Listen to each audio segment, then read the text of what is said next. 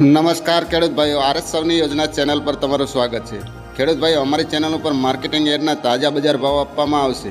ખેડૂત ભાઈઓ, તે પહેલાં જો નવા આવ્યા હોય તો અમારી ચેનલને લાઇક અને સબસ્ક્રાઇબ કરી લેજો, જેથી તમને તમામ માર્કેટના બજાર ભાવ મળતા રહે।